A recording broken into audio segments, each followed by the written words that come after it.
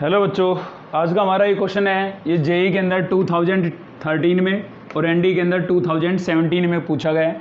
तो इस टाइप के हॉट क्वेश्चन हम डिस्कस कर रहे हैं। हॉट का मतलब ऐसे क्वेश्चन जो आईआईटी जेई मेंस और एनडीए दोनों ही एग्जाम में आ चुके हैं, तो आप समझ सकते हैं कितने इंपॉर्टेंट क्वेश्चन होंगे। इस सीरीज के चलते हम आज क्वेश्चन नंबर 35 देखने जा रहे हैं, कॉम्प्लेक्स नंबर से। सेट, रिलेशन और फंक्शन हम कंप्लीट कर चुके हैं। तो इससे पहले की वीडियो आपने नहीं देखी है तो उन सभी का लिंक आपको इस वीडियो के डिस्क्रिप्शन में मिलेगा। चलिए शुरू करते हैं।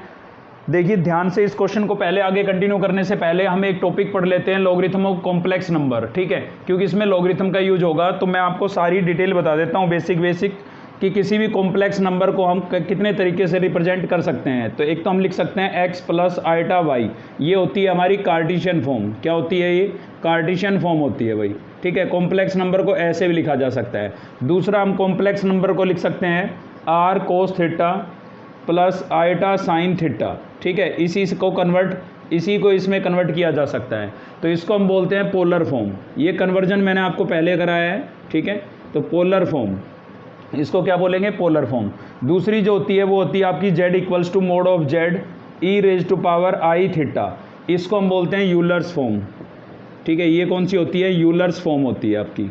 ठीक है, और दोनों फॉर्म को कंपेयर कराएं तो देखिए r, पहले मैं आपको बता देता हूं, यहाँ पर ये r जो है ना, ये मॉडुलस ऑफ z है, यानी कि r जो है वो आपका मोड z ही है। तो अगर मैं इनको कंपेयर कराता हूं तो मोड z, ये भी मोड z है, यानी कि e raise to power i theta किसके इक्विवेलेंट हुआ? E raise to power i theta आपका इक्विवेलेंट होगा cos theta plus iota sine theta के इक्विवेलेंट होगा। यानी कि ई को आप ये लिख सकते हैं, या फिर इसको e raise to power i theta लिख सकते हैं। ठीक है, अब इसके अंदर हम लॉगरिथम का यूज़ करते हैं इसके अंदर। ठीक है, इसके अंदर हम लॉगरिथम का यूज़ करते हैं। तो लॉगरिथम का यूज़ करेंगे तो टेकिंग लॉग कर लेंगे बोथ साइड्स। तो ये हो जाएगा log of z equals to log of mod z e raise to power i theta. ठीक है, ये हो जाएगा। अब लॉगरिथम की एक प्रॉपर्टी होती है log of m into n, को आप लिख सकते हैं log of m plus log of n लिख सकते हैं आप। तो ये प्रॉपर्टी अगर मैं इसके अंदर अप्लाई करता हूँ तो इस रिजल्ट को हम कैसे लिख सकते हैं? लॉग z था हमारा ये इधर, और इसके अंदर m इंटू n, ये प्रॉपर्टी लगाते हैं तो इसको हम लिख सकते हैं log of mod z plus log of e raise to power i theta. ठीक है, अब देखिए e जो है वो एक्सपोनेंशियल फंक्शन होता है और ये लॉगरिथमिक फंक्शन होता है। ये एक दूसरे के रेसिप्रोकल होते हैं, इनवर्स होते हैं, तो ये कैंसिल आउट हो जाते हैं। यानी कि आप यहाँ पर लिख सकते हैं log of z equals to log of mod z plus i theta. ये तो कैंसिल आउट हो गए तो आई थीटा आ गया। तो ये लॉगरिथमिक फॉर्म हो गई आपकी किसमें? कॉम्प्लेक्स नंबर के। यानी कि कॉम्प्लेक्स नंबर में अगर लॉग का आपको यूज करना है तो इस रिजल्ट का आप यूज कर सकते हैं। अब देखते हैं, चलिए ये क्वेश्चन। तो देखिए इसमें हमें पहले तो ये कैसे पता लगा कि भाई लॉगरिथम का यूज होगा, क्योंकि आइटा देखिए पावर में है, और पावर में है तो इसको नीचे उतारना है, और नीचे उतारने का काम केवल लॉगरिथम कर सकता है। कैसे? आइए समझते हैं इस क्वेश्चन से। तो z इक्वल्स टू आपको गिवन है माइनस आयोटा और इसकी होल पावर है माइनस आयोटा। ठीक है, हम इसमें हम टेकिंग लॉग कर लेते हैं बोथ साइड। तो ये हो जाएगा log of z equals to log of minus i theta और raise to power minus i. अब इसमें लॉगरिथम की एक प्रॉपर्टी हम यूज कर सकते हैं log of m raise to power n। तो ये जो पावर होती है ना, इसको आप आगे लिख सकते हैं लॉगरिथम की प्रॉपर्टी के अकॉर्डिंग। तो इसको मैं ऐसे लिख सकता हूँ n into log of m लिख सकता हूँ। ठीक है, तो इस प्रॉपर्टी के अकॉर्डिंग अगर मैं इसको लिखूँ तो ये क्या होगा आपका? Log of z equals to minus iota आगे आ जाएगा, और ये हो जाएगा आपका लॉग ऑफ माइनस आयोटा। ठीक है, अब इसको हम क्या करते हैं? पहले हम इसको पोलर फॉर्म में चेंज कर देते हैं, मतलब इस वाली फॉर्म में चेंज कर देते हैं, क्योंकि इस वाली फॉर्म में चेंज करेंगे तो उसमें एक्सपोनेंशियल फंक्शन का हम यूज़ कर पाएंगे इसलिए। तो चलिए इसको हम पोलर फॉर्म में कैसे लिखेंगे? आपको पता है यहाँ पर भाई आइटा नज़र आ रहा है आपको इसके अंदर, इसका मतलब रियल पार्ट जो है वो तो आपका 0 है। ठीक है, और इमेजिनरी पार्ट आपका कितना है? आइटा के साथ क्या नज़र आ रहा है? माइनस। तो इसका मतलब रियल पार्ट आपका 0 है और इमेजिनरी पार्ट कितना है? -1। अब आपको पता है भाई जो रियल पार्ट होता है वो कोस होता है आपका, और इमेजिनरी पार्ट क्या होता है? साइन। तो आप देखें कोस की वैल्यू 0 कब होती है और साइन की वैल्यू -1 कब होती है? तो दोनों सेम एंगल पर होनी चाहिए।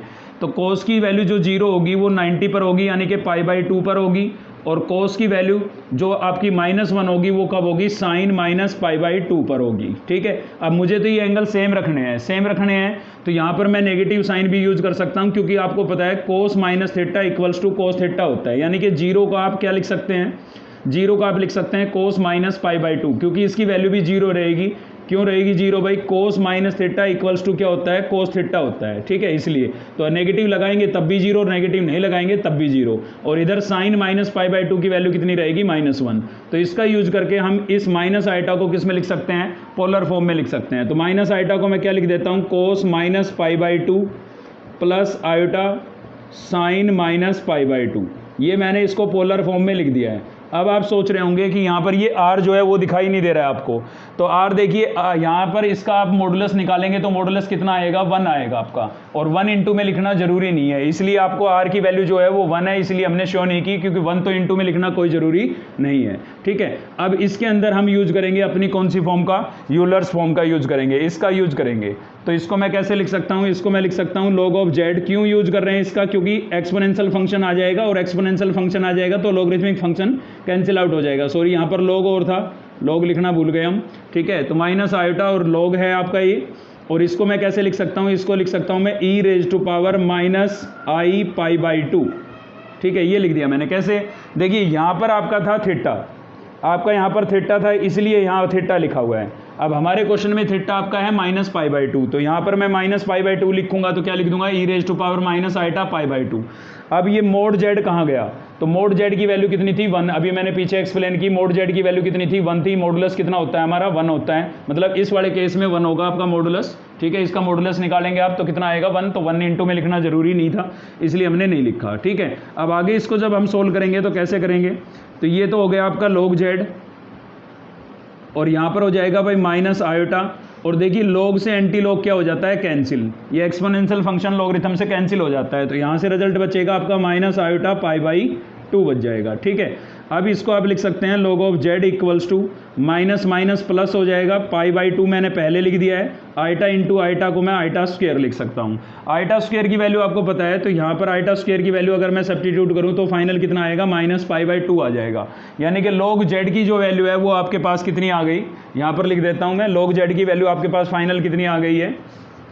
तो देखिए, log z की जो वैल्यू है वो फाइनल आपके पास आ गई है। यहाँ पर log z इक्वल्स टू क्या आ गया हमारे पास? माइनस पाई बाई टू आ गया, ठीक है।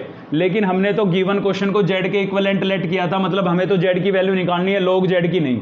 तो log को हमें यहाँ से हटाना पड़ेगा। log को हटाने के लिए हम क्या ले लेंगे? बोथ साइड एंटी log ले लेंगे, यानी कि एक्सपोनेंशियल फंक्शन ले लेंगे। तो ये e ले लिया मैंने बोथ साइड बेस में। अब log से एंटी log फिर से कैंसिल हो जाएगा, तो यहाँ पर बचेगा z equals to e raise to power minus pi by two. यानी कि z की जो फाइनल वैल्यू है वो आपके पास क्या आ गई? E raise to power minus pi by two आ गई है, यानी कि ऑप्शन सी जो है इस क्वेश्चन का करेक्ट आंसर होगा, ठीक है। एक चीज़ और भी बता देता हूँ मैं आपको कि कभी भी आपको log के एंगल में, log के आर्ग्यूमेंट में e नजर आए या e की पावर में आपको log नजर आए, ये दोनों ही केस में कैंसिल आउट हो जाते हैं, क्योंकि एक दूसरे के क्या होते हैं? रेसिप्रोकल होते हैं। तो इस क्वेश्चन का करेक्ट आंसर कौन सा रहेगा? ऑप्शन सी रहेगा। लगभग हमने कॉम्प्लेक्स नंबर में हर टाइप के क्वेश्चन डिस्कस कर लिए हैं। अगर आपने इतना कर लेते हैं तो मैथ्स की वजह से आपका कोई भी एग्जाम नहीं रुकेगा। वीडियो हेल्पफुल लगी तो एक लाइक जरूर करें। थैंक यू, मिलते हैं नेक्स्ट वीडियो में।